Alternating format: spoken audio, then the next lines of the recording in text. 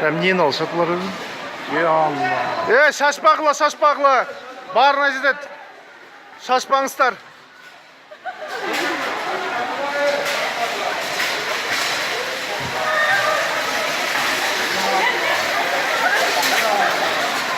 Atar koysan.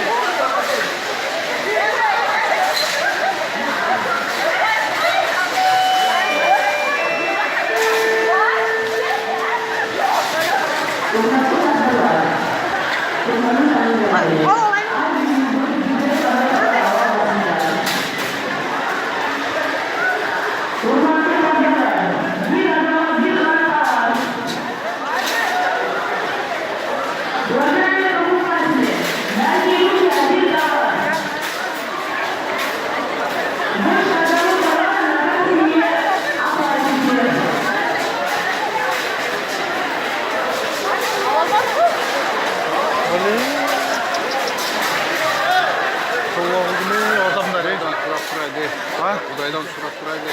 Kınç olsun.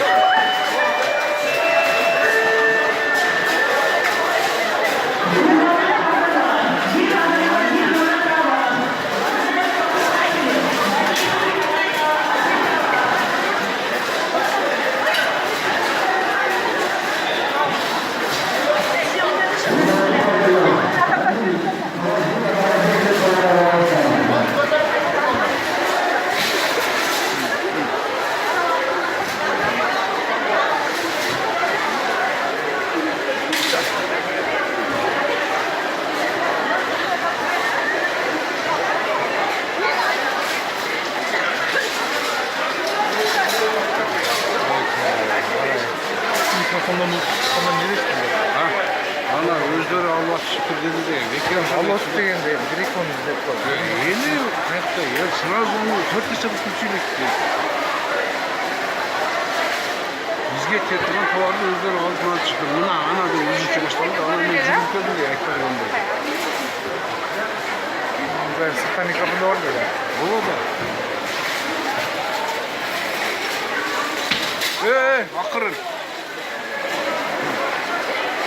Ağzı bunlar niçin var? Yiyinki katakta kana değil, doğru kılır.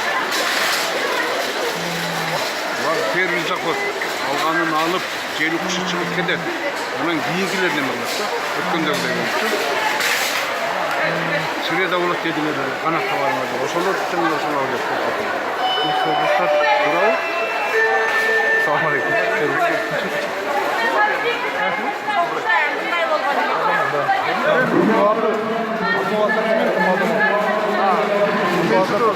Я могу 20 штук. Я могу, да.